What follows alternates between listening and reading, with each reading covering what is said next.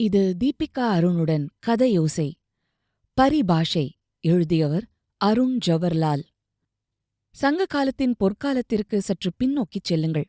இன்று நாம் பார்க்கும் மகிழுந்துகளோ இருசக்கர வாகனங்களோ வானில் பறக்கும் விமானங்களோ இல்லாத ஒரு காலம் அது. எங்கும் பசுமை போர்த்திய காடுகளும் வற்றாத நதிகளும் வானுயர்ந்த கோபுரங்களும் நிறைந்திருந்த காலம். அன்று ஒரு நாட்டின் வீரத்திற்கும் பெருமைக்கும் அடையாளமாக திகழ்ந்தவை குதிரைகளே. பரி எனவும் அழைக்கப்படும் குதிரைகளைக் கொண்ட குதிரைப்படை, இடிமுழங்கும் யானைப்படை, மலைப்போல் அணிவகுக்கும் காலாட்படை என முப்படைகளும் ஒரு பேரரசின் தூண்களாகத் திகழ்ந்தன. குறிப்பாக கடல் கடந்து வந்த பாரசீக குதிரைகள் மன்னர்களின் சிம்மாசனத்திற்கு இணையான கௌரவமாக கருதப்பட்டன. அத்தகைய ஒரு வீரமும் ஈரமும் நிறைந்த மண்ணில் மாரப்பன் என்ற ஒரு சாதாரண குதிரை சேவகனின் வாழ்வில் நடந்த கதை இது. குதிரைகளுக்கு கொள் தண்ணீர் எல்லாம் வைத்தாகிவிட்டது. அதன் வெள்ளி நிற பிடரி ரோமங்களை யானை ரோமங்களால் செய்த மர சீப்பை வைத்து வாரி பணிவிடைகள் செய்து முடித்தாகியும் விட்டது. உறையூர் கமல நாச்சியாரை வணங்கிவிட்டு வரலாம் என்று மாரப்பன் கிளம்பினான். அழகிய மணவாளன் மேல் அவ்வளவு நாட்டம் கிடையாது. ஏனெனில் ஆண் தெய்வம். இவனோ பெண் பக்தன். பித்தன் என்று கூட சொல்லலாம். பெண் பித்தன். அதுவும் குடித்திருந்தால் தேர் தொம்பைகள் கூட பெண் தாவணி போல் தெரியும் அவனுக்கு. திருவிழா என்று வந்துவிட்டால் விதவிதமான பெண்கள், விதவிதமான உணவு வகைகள். ஆனால் அன்று அதுபோல் இல்லை. அன்று மட்டும் நல்லவனாக இருத்தல் அவசியம். மதுவும் கரியும் சாப்பிட்டால் அடுத்து நடனக்காரிகள் சந்திற்குச் செல்ல ஆசை வரும். நாளை முக்கியமான நாள். விழிப்புடன் இருக்க வேண்டிய நாள். பெண் பித்து, ருசி பித்து இரண்டும் தேவையற்றது. கள்ளும் உப்பு கருவாடும் புளித்த மோர் சோறும் இன்று சாப்பிட முடியாது என்று எண்ணி ஒரு நிமிடம் மனதைத் தேற்றிக் கொண்டான். வீட்டிற்கு பொழுது தாண்டி வருவான் என்றும் அவன் மனைவியிடம் சொல்லிவிட்டான் மாரப்பன். அவளுக்கு வயதாகிவிட்டது. காது கண் இரண்டுமே மந்தம்தான். வீட்டிற்குச் சென்றால் இல்லை பாட்டு பாடுவாள். அரிசி இல்லை, பருப்பு இல்லை, பொறுப்பில்லை என்று. உடனே அவன் குழந்தையாள் முகம் நினைவுக்கு வந்தது. கோடைக்கால மழை போல் அந்த கிழட்டு மனைவியின் முகத்திற்குப் பக்கம் இவள் முகத்தை நினைத்து சிலிர்த்துக் கொண்டான். தரிசனத்தை முடித்துவிட்டு சந்தை ஓரத்தில் கேழ்வரகு களியும் கருப்பட்டி பொங்கலும் பருத்திப்பாலும் உண்டு பசியாறினான். நாளை காலை சோழன் பெருந்திருமாவளவன் அரசவையில் பெரும் குதிரை அணிவகுப்பு. பாண்டிய மன்னன் பெருவழுதி சோழ மன்னனின் நண்பன். காலங்காலமாக போரும் தூதுமாக மாறி மாறித் தொடர்ந்த இரு நாடுகளின் உறவில் தற்போது நட்புறவு நிலவியது பெரும் ஆறுதலைத் தந்தது. வாள்கள் உரையிலிருக்க நட்பு மலர்ந்திருந்த அந்த அமைதியான காலகட்டம் மக்களுக்கு பெரும் நிம்மதியை அளித்திருந்தது. பல தேசங்களிலிருந்து வாங்கிய தன் விலை மதிப்பற்ற குதிரைகளை சோழ நாட்டிற்கு மதுரையிலிருந்து கூட்டி வருவதாக அறிவிப்பு தந்திருந்தார் பாண்டிய மன்னர். ஆக இரண்டு மன்னர்களும் தங்கள் குதிரைகளை அணிவகுத்து பெருமைப்பட்டுக் கொள்வார்கள். அரபு, பாரசீகம், நல்ல பராமரிப்பு, பலம் ஆகியவை பரிசீலிக்கப்படும். உறையூர் விழாக்கோலம் பூண்டிருந்தது.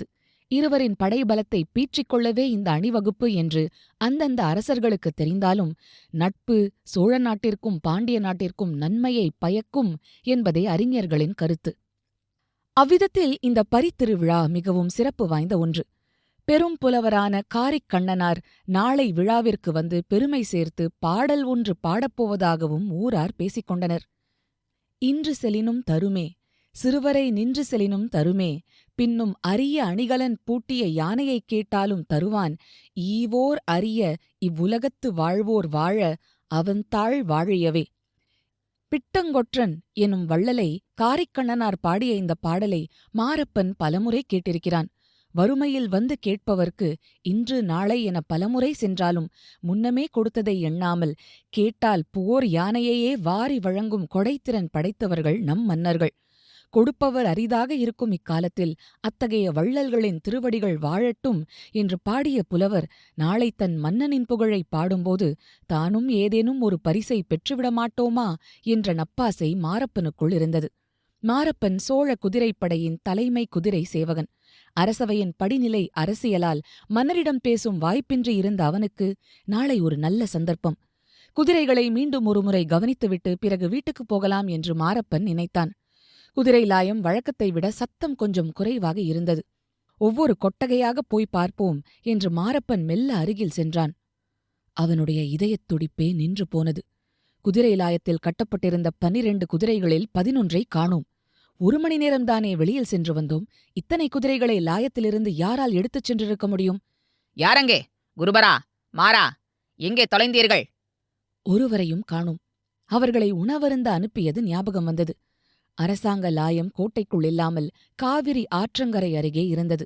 அதற்குக் காரணம் இறக்குமதி செய்யப்பட்ட பாரசீக குதிரைகள்.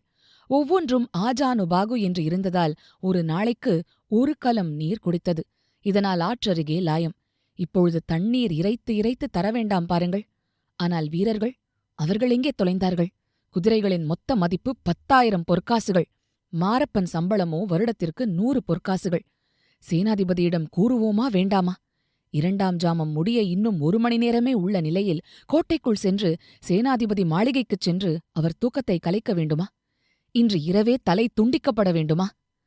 லாய வேலையாட்கள் மெதுவாக சாப்பிட்டு முடித்து சிரித்தபடியே வெற்றிலை போட்டுக் கொண்டு வருவதைப் பார்க்க மாரப்பனுக்கு எரிச்சலாக வந்தது. அவன் இடுப்பில் செருகியிருந்த சவுக்கை எடுத்து 4 அடி அடித்தான். ஐயோ, அம்மா, எரிகிறதே! அடே எருமைகளே, எவளுடன் கூத்தாடிவிட்டு இவ்வளவு காலம் தாழ்த்தி வருகின்றீர்கள்? வீரர்கள் எங்கே? வலி, மௌனம். குதிரைகள் எங்கே? பாழாய்ப்போன வீரர்கள் எங்கே? பழைய காவலரை விடுவித்து 2ஆம் ஜாமத்திற்கு புதிய காவலர் இப்பொழுதுதான் வந்தார்கள். என்ன ஆயிற்றையா? காவலர் மாற்றம், ஊரெங்கும் திருவிழா கோலம், கூட்டம், நெரிசல், வானவேடிக்கை. இதற்கிடையில் 12 ராட்சத குதிரைகள் என்ன, யானைகள் கூட களவு போகக்கூடும். 10 செப்புக்காசு கூட புண்ணியமற்ற உங்களுக்கு 10 பொன் சம்பளம். குதிரைகள் திருடு போய்விட்டன. ஆற்றோரம்தான் திருடர்கள் சென்றிருக்க வேண்டும். வேறு பாதை இல்லை. தேடுங்கள். கிடைக்கவில்லை என்றால் செத்துத் தொலையுங்கள். சென்று 1 மணி நேரம் ஆகியும் குதிரைகளும் வரவில்லை, இந்த தடியர்களும் வரவில்லை. காவலாளிகளை எச்சரித்தால் சேனாதிபதிக்கு செய்தி சென்றுவிடும். ஆபத்து. வேண்டாம். லாயங்களை பூட்டிவிட்டு குதிரைகள் ஓய்வெடுக்கின்றன. நாளை திருவிழாவிற்குச் செல்லும் முன் நன்றாகத் தூங்கட்டும். லாயத்தின் அருகே செல்ல வேண்டாம் என்று காவலர் தலைவனிடம் கூறினான். நமக்கெதற்கு அரசாங்க வம்பென்று அவனும் தலையசைத்துச் சென்றான். வீட்டிற்கும் செல்ல மனதில்லை. மறுபடியும் கோவிலுக்குள்ளே ஓடினான் மாரப்பன். தன் வாழ்நாளில் முதலாக அழகிய மணவாளன் சன்னதிக்குச் சென்றான். முதல் முறையாக பக்தி, பயபக்தி. பெருமாளே, நான் உன் பக்தன் அல்ல. நான் ஒரு பாவி வேறு. எத்தனை பாவங்கள்! கேவலம் பெண்கள் அதிகம் வருவார்கள் என்று கமலநாச்சியார் சந்நிதியில் அலையும் பித்தன். உன்னை துதிக்கவில்லை என்பதால் உன் சினம் என் மீது எழுந்துள்ளதோ? அதனால்தான் எனக்கு இந்த சோதனை நேர்ந்ததோ? நாளை பரித்திருவிழா. ஒரு பரி மட்டும் மீந்தது. முதன்முறையாக உன்னை வணங்குகிறேன். சோழ மன்னன் உனக்கு சம்மந்தி அல்லவா? நீ ஆணையிட்டால் அவன் கேட்டுக்கொள்வான். சினம் கொள்ளாமல் என் உயிரைக் காப்பாற்று என்று தரையில் விழுந்து தொழுதான். உச்சிகால பூஜைக்கு வந்திருந்த சில பக்தர்களைத் தவிர கோவிலில் யாரும் இல்லை. திரண்ட தோள்களும் நீண்ட ஆகிருதியும் முகத்தில் ஒருவித தெய்வீக தேஜஸும் கொண்ட ஒரு வாலிபர் மாரப்பனை மெல்ல நெருங்கினார். ஐயா, என் பெயர் செம்பியன். நீங்கள் கடவுளிடம் பரி, குதிரை என்று ஏதோ புலம்பிக் கொண்டிருந்தீர்கள். எனக்கு பரிபாஷை தெரியும். நான் உங்களுக்கு எந்த வகையிலாவது உதவலாமா? தம்பி, இது விளையாடுவதற்கான நேரமா? உயிரே போகப் போகும் நிலையில் அஞ்சி நிற்கிறேன். பரிபாஷை நரிபாஷை என்று கூறி என் கோபத்தை தூண்டாதே. உங்களுக்கு என்னதான் பிரச்சனை? என்னிடம் சொல்லித்தான் பாருங்களேன். ஒருவேளை அழகிய மணவாளன்தான் அவதாரம் எடுத்து வந்து தன்னை காப்பாற்ற வந்திருக்கிறாரோ என்று ஒரு நிமிடம் சிந்தித்தான் மாரப்பன்.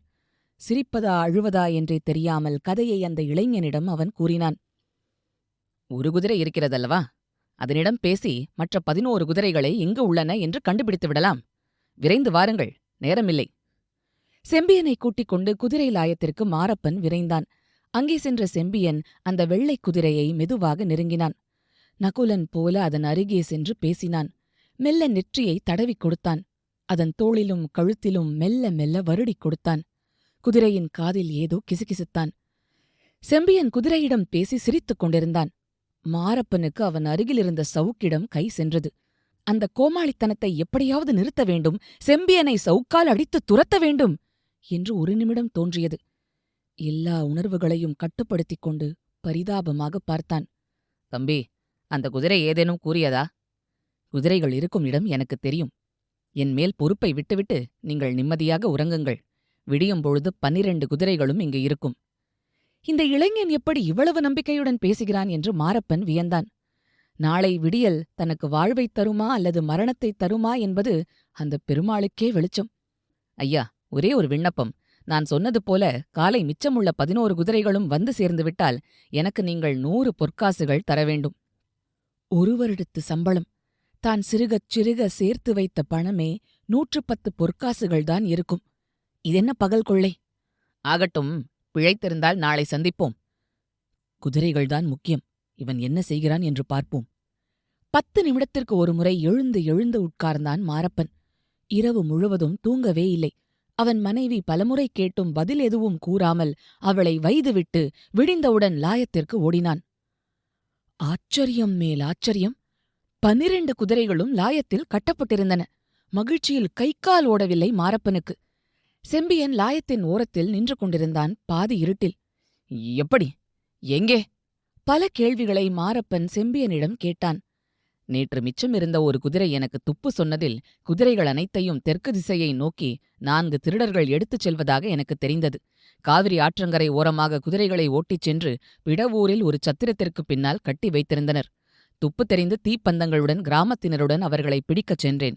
எங்களை தூரத்திலேயே பார்த்து அவர்கள் ஓடிவிட்டனர். நான் குதிரைகளுடன் திரும்பிவிட்டேன். இவன் செய்த செயல் ஆச்சரியம்தான். ஆனால் 100 பொற்காசுகள் என்ன சாதாரண விஷயமா? சட்டென்று யோசித்தான் மாரப்பன். இவனை ஏதாவது சொல்லி பயமுறுத்தினால் இவன் ஓடிவிடுவான். 100 பொற்காசுகள் மிச்சம். நம்புகிற மாதிரி இல்லை தம்பி. இப்படி எத்தனை பேர் கிளம்பியிருக்கிறீர்கள்? 100 பொற்காசுகளுக்காக 11 குதிரைகளை திருடி ஏமாற்றி பணம் பண்ண வேண்டும் இல்லையா? நல்ல நூதன திருட்டு. குதிரைகளை எங்கே ஒளித்து வைத்திருந்தாய் என்றுதான் ஒன்றும் புரியவில்லை. வேண்டாம் ஐயா, உங்கள் குதிரைகள் வந்தாகிவிட்டது. நான் கூறியது அத்தனையும் உண்மை. என்னுடைய 100 பொற்காசுகளை என்னிடம் கொடுப்பதுதான் நியாயம். ஏமாந்தால் கொடுப்பேன் என்று சொல்லி சிரித்துவிட்டு அருகிலிருந்த குருபரனை கூப்பிட்டு, சோழ அரசரின் குதிரைகளை திருட முற்பட்டவன் என்று இவன் மேல் எனக்கு சந்தேகம். இவனை கட்டிவை.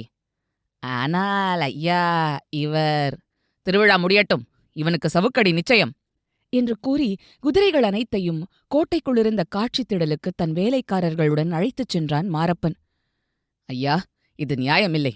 பெருமாள் உங்களை அவன் வாயையும் சேர்த்து கட்டு. செம்பியனை லாயத்தில் கட்டிப் போட்டது மாரப்பனுக்குள் ஒரு தர்ம சங்கடத்தை ஏற்படுத்தியிருந்தது. ஒருவேளை அவன் சொன்னது உண்மையாக இருந்தால்? அவன் உண்மையில் ஒரு பரிபாஷை அறிந்த மேதையாக இருந்தால்? இறைவனிடம் வேண்டி உதவியைப் பெற்ற மாரப்பன் இப்போது பேராசையிலும் சந்தேகத்திலும் சிக்கிக் கொண்டான். 100 பொற்காசுகளை இழக்க விரும்பாத லௌகீக குணம் அவனைத் தடுத்தது. மாரப்பனுக்கு ஏற்பட்ட புதிய பயபக்தி உள்ளவர்க்கு இது பெரும் சோதனை. மாணிக்கவாசகர் மன்னன் குதிரை வாங்க கொடுத்த பணத்தையெல்லாம் சிவனுக்கு கோவில் கட்ட செலவிட்டதும், பின் அரசன் கேட்டபோது சிவனே நரிகளை குதிரைகளாக்கிக் கொண்டு வந்து நிறுத்தி திருவிளையாடல் புரிந்ததும், இறுதியில் அவை மீண்டும் நரிகளாகி ஓடியதும் மாரப்பனின் மனக்கண் முன்னே ஒரு கணம் வந்து சென்றது. அந்த திருவிளையாடலில் மன்னன் மாணிக்கவாசகரை விடுவித்து அவர் திருவாசகம் பாடி முக்தியடைந்தார். இங்கே செம்பியன் ஒருவேளை அத்தகைய தெய்வீக சக்தி கொண்டவனாக இருக்குமோ? செம்பியனும் கடவுளுக்கு அஞ்சித் தவிக்கும் ஒரு நேர்மையாளனாகத்தான் தெரிந்தான். காட்சித் திடலில் ஒரே சலசலப்பு. விழா மேடையில் பாண்டிய மன்னரும் சோழ மன்னரும் கையசைத்து அசைத்து ஏதோ பேசிக் கொண்டிருந்தனர். குதிரைகள் அனைத்தையும் அணிவகுக்க மாரப்பன் முயற்சி செய்ய ஆரம்பித்த பொழுது காவலாளிகள் எக்காளம் வாசித்து அனைவரையும் அமைதி காக்குமாறு செய்கை காட்டினர். பாண்டிய மன்னன் பெருவழுதி கணீர் குரலில் பேசினார். பொதுமக்கள் இன்னும் வரவில்லை. காவலர்களும் சேவகர்களும் மட்டுமே கூடியிருந்தனர். இந்த பரித்திருவிழாவிற்கு உயர் ரக குதிரைகளை மதுரையிலிருந்து நான் ஓட்டி வந்தேன். நேற்று இரவு குதிரைகளை காணவில்லை. மாளிகையிலிருந்த லாயத்திலிருந்து லாவகமாக திருடர்கள் அதை திருடிச் சென்று விட்டனர். ஒன்றை மட்டும் மிச்சம் வைத்துள்ளனர். ஏனென்றால் அது காவலனுடைய சாதாரண குதிரை. பாண்டிய நாட்டு குதிரை பாரசீக குதிரை அல்ல. ஆனால் பாவம், மற்ற குதிரைகள் திருடு போகும் பொழுது இது பயந்து ஆற்றங்கரை பக்கம் ஓடிவிட்டது. காலை அதுவாகவே லாயமிருந்த திசையை நோக்கி மெல்ல திரும்பியிருக்கிறது. இந்த திருடர்களை பிடித்து அந்த குதிரைகளை மீட்டுக் கொடுப்பவர்க்கு 500 பொற்காசுகள் பரிசு என்று சொல்லி முடித்தார். ஒரு நிமிடம் சோழ மன்னர் முகத்தில் அவமானம் தெரிந்தது. ஒரே இரவில் 2 திருட்டா? அதென்ன, ஒரே ஒரு குதிரை மிச்சம்? அதெப்படி 2 திருட்டுகளும் ஒரே போல்? அதே திருடர்கள்தான். கட்டாயம் செம்பியன் நமக்கு உதவுவான் என்று மாரப்பன் மனக்கணக்கு போட்டான். 500 பொற்காசுகள்! அந்த வார்த்தைகள் மாரப்பனின் காதுகளில் தேன்மழையாய் பொழிந்தன. அவனது கற்பனை குதிரை வேகமாக பறக்க ஆரம்பித்தது. கோட்டைக்கு வெளியே காவிரி ஆற்றின் குளிர்ச்சியான காற்று வீசும் இடத்தில் ஒரு பிரம்மாண்டமான மாளிகை கட்டுவதை அவன் மனக்கண்ணால் கண்டான். அந்த வீட்டின் முற்றத்தில் நந்தியாவட்டைச் செடிகள் பூத்துக் குலுங்க அவன் கொழுந்தியாள் இளம்பிறை போன்ற நெற்றியும் மை தீட்டிய கண்களும் கொண்ட தன் அருமை கொழுந்தியாள் அங்கே உலாவிக் கொண்டிருப்பாள். தன் மனைவிக்கு வயதாகிவிட்டது. அவளுக்கு ஒத்தாசையாகவும் தன் இல்லறத்தை அழகாக்கவும் கொழுந்தியாளை திருமணம் செய்து கொண்டு ஒரே வீட்டில் ராஜபோகமாக வாழலாம். தங்க முட்டை போடும் வாத்து அல்லவா இந்த லாயத்தில் ஒரு குதிரையாக கட்டப்பட்டுள்ளது? ஒருவேளை அழகிய மணவாளன் நான் செய்த தவறை திருத்திக் கொண்டு என்னை உயர்த்திவிடக் கொடுத்த பெரும் வாய்ப்போ இது? இந்த 500 பொற்காசுகளைப் பெற்றால் செம்பியனுக்கு சொன்னபடி 100 பொற்காசுகளை கொடுத்து விடலாம். கடவுளே தனக்காக கதவை திறந்து வைத்திருப்பது போல அவனுக்குத் தோன்றியது. பேராசை அவன் கண்ணை மெல்ல மறைக்கத் தொடங்கியது. மாரப்பன் கையைத் தூக்கி, ஐயா, எனக்கு பரிபாஷை தெரியும். மிச்சமிருக்கும் ஒரு குதிரையிடம் பேசி மற்ற குதிரைகளை கண்டுபிடித்துக் கொடுத்துவிட முடியும் என்று கத்தினான்.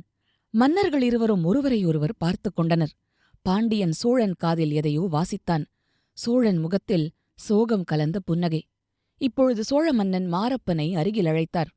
மாரப்பா, உன் பெயர் மாரப்பன்தானே? இது என்ன சிறுபிள்ளைத்தனம்? உனக்கு பரிபாஷை தெரியுமா? நீ என்ன அகத்தியரா? 100 வயதிலே 50 ஆண்டு நோக்கமில்லா நித்திரையில் ஒடுங்கிப் போகும் என்று பரிபாஷை திரட்டில் அகத்தியர் பாடியுள்ளார். உனக்கு நிரந்தர நித்திரை வேண்டுமா? அரச விஷயத்தில் விளையாட்டுக்கூடாது. பயத்தில் நடுங்கினான் மாரப்பன். அரசே, நான் கூறியது குதிரைகளிடம் பேசக்கூடிய மொழி பரிபாஷை. பரிபாஷையோ நரிபாஷையோ, நீ சத்தியம் செய்தபடி பெருவழுதியின் குதிரைகளை மீட்டுத் தர வேண்டும். இல்லையென்றால் உன் தலை உன் உடம்பில் தங்காது. கண்டிப்பாக குதிரைகளை மீட்டு வருவேன் அரசே என்று அரசர்களின் பாதங்களை வணங்கிவிட்டு விறுவிறுவென்று லாயத்திற்கு ஓடினான். ஓடும்போது அவனது இதயத்தில் ஒரு புதிய தெளிவு பிறந்தது. தான் செய்த தவறை, செம்பியனை திருடன் என்று சந்தேகித்துக் கட்டிப் போட்டதை எண்ணி வருந்தினான். கடவுள் எனக்கு தண்டனை கொடுக்காமல் திருத்திக் கொள்ளவும் பெரும் செல்வந்தனாக மாறவும் மீண்டும் ஒரு வாய்ப்பை கொடுத்துள்ளார். செம்பியனிடம் மன்னிப்பு கேட்டு அவனுக்கு வாக்களித்த பொற்காசுகளை கொடுத்து நேர்மையான வழியில் இந்த பரிசை பெற வேண்டும் என்று மனதிற்குள் உறுதி பூண்டான். செம்பியன் தம்பி, என்னை மன்னித்துவிடு. உனக்கு அந்த 100 பொற்காசுகளை நான் இப்போதே என்று மாரப்பன் கூச்சலிட்டபடி லாயத்திற்குள் நுழைந்தான். ஆனால் அங்கே அவன் கண்ட காட்சி அவனை அதிர வைத்தது. கட்டப்பட்டிருந்த இடத்தில் செம்பியன் இல்லை. கயிறுகள் அருந்து தரையில் கிடந்தன. அடேய், செம்பியன் எங்கே? அவனை கட்டிப்போடச் சொன்னேனே. அவன் தப்பிவிட்டால் என் உயிருக்கு ஆபத்தாயிற்றே என்று மாரப்பன் பதறினான். மாறன் மெல்ல நடந்து வந்து மாரப்பன் முன்னே நின்றான். ஐயா, பரிபாஷையெல்லாம் அந்த செம்பியனுக்கு தெரியாது. ஊரெங்கும் குதிரைகள் திருட்டுப் போகின்றன என்பதை பயன்படுத்தி உங்களிடம் கொஞ்சம் பணம் பண்ணலாம் என்று நாங்கள் போட்ட திட்டம்தான் அது. குதிரைகளை இரவெல்லாம் இங்கே காவிரி ஆற்றங்கரை ஓரத்தில் மேய வைத்திருந்தோம். உங்களை ஏமாற்ற பார்த்தால் நீங்கள் ஜகஜால ஜித்தராக அல்லவா மாறிவிட்டீர்கள். மாரப்பன் திகைத்துப் போனான். என்ன சொல்கிறாய்? அப்படியானால் அந்த செம்பியன்? குருபரன் குறுக்கிட்டான். அவன் ஒரு கூத்தாடி ஐயா. போன மாதம் வள்ளி திருமணம் நாடகத்தில் அவன்தான் முருகன். அப்போது நீங்கள் மது மயக்கத்தில் வள்ளியாக நடித்த அவன் காதலி மலர்கொடியிடம் செல்மிஷம் செய்து அவள் கையில் அறை வாங்கியது நினைவிருக்கிறதா? அவன் உங்களிடமிருந்து பணம் பறிப்பதை விட பழி வாங்குவதில்தான் குறியாக இருந்தான். இப்போது அவன் கிளம்பிவிட்டான். மாரப்பனுக்கு செம்பியன் முகம் துளிக்கூட நினைவிலில்லை. அவன் பார்வை, குறிக்கோள், நோக்கம் என்ற அனைத்தும் மலர்கொடி மேல்தான் அன்று இருந்தது. சரி, நான் உங்களுக்கு என்ன பாவமடா செய்தேன்? உங்களுக்கு செம்பியன் முகம் நினைவில் தங்காது என்று எங்களுக்கு தெரியும். நீங்கள் ஒரு பெண் பித்தர், மதுப்பிரியர். நித்தம் எங்களை அடிப்பது உங்களுக்கு ஒரு பொழுதுபோக்கு. எத்தனை இரவுகள் சவுக்கடி வலியால் தூங்க முடியாமல் எருமை, பன்றி, நாய் என்று அவப்பெயர் வேறு. எங்களுக்கு பணம் வேண்டும், இல்லை உங்கள் மேல் பழி விழ வேண்டும். எங்களுக்கு சம்பளம் வருடம் 10 பொற்காசுதான். நீங்கள் மட்டும் 100 பொற்காசுகள் வாங்குகிறீர்கள். மாரப்பன் ஆத்திரமடைந்தான். அடே துரோகிகளா, உங்களுக்கு வருடம் 10 பொன் சம்பளம் போதாதா? நான் தலைமை சேவகன். எனக்கு 100 பொற்காசுகள் சம்பளம் கொடுப்பது அரசாங்க விதி. அடி உதை இதற்கெல்லாம் உங்கள் அறிவின்மைதான் காரணம் என்று தன் சவுக்கை எடுத்தான். மாறன் மாரப்பனின் கையை பலமாக பிடித்தான். சும்மா இருங்கள் மாரப்பரே. நீங்கள் மட்டும் 100 பொற்காசுகள் சம்பளம் வாங்கிக் கொண்டு எங்களை ஏவல் நாய்களாக நடத்துவீர்களா? உங்களுக்கு ஒரு கொழுந்தியாள், ஒரு மாளிகை கனவு. எங்களுக்கு மட்டும் வயிறும் ஆசையும் இல்லையா? மாரப்பன் ஆவேசமாக, இல்லை, உங்களை விடமாட்டேன் என்று கத்தினான். ஆனால் குருபரனும் மாறனும் சேர்ந்து மாரப்பனை தாக்கத் தொடங்கினர். வயதான மாரப்பனால் 2 இளைஞர்களை சமாளிக்க முடியவில்லை. பாண்டிய மன்னர் குதிரைகள் எங்கே என்று சொல்லிவிட்டுச் சொல்லுங்களேன் என்று வாயெடுத்து சுளீர் என்று தாடையில் வாங்கினான் மாரப்பன். இவன் திருந்த மாட்டான். அவைகள்தான் உண்மையாக திருட்டுப் போன குதிரைகள். உனக்கு பரிபாஷை தெரியாது. எவனையோ நம்பி உனக்கு பரிபாஷை தெரியும் என்று மன்னரிடம் கூறியிருக்கிறாய். கூட்டிக் கழித்துப் பார், யாருக்கு அறிவின்மை என்று புரியும். போகிற போக்கில் சேனாதிபதியிடம் இவன்தான் குதிரை திருடன், இன்று சோழ குதிரைகளையும் திருடப் பார்த்தான் என்று பற்றி வைத்துவிட்டுச் செல்ல வேண்டும் என்று கூறி அவர்கள் மாரப்பனை தரையில் தள்ளி அவன் தலையில் ஓங்கி அடித்ததில் மயக்கமடைந்தான் மாரப்பன். சிறிது நேரம் கழித்து நினைவு திரும்பியவுடன் மயான அமைதி நிலவியது. குதிரைகளின் கனைப்புச் சத்தம் மட்டும் கேட்டது. சோழ காவல் படை வீரர்கள் மெல்ல மெல்ல கூட்டமாக இவன் அருகே வரும் சத்தமும் கேட்டது. மாரப்பன் தன் கழுத்தை கடைசியாக ஒருமுறை வருடிக் கொண்டான். நீங்கள் கேட்டது பரிபாஷை. எழுதியவர் அருண் ஜவர்லால். ஒலிவடிவில் வழங்கியவர் தீபிகா அருண். படைப்பு கதையோசை.com.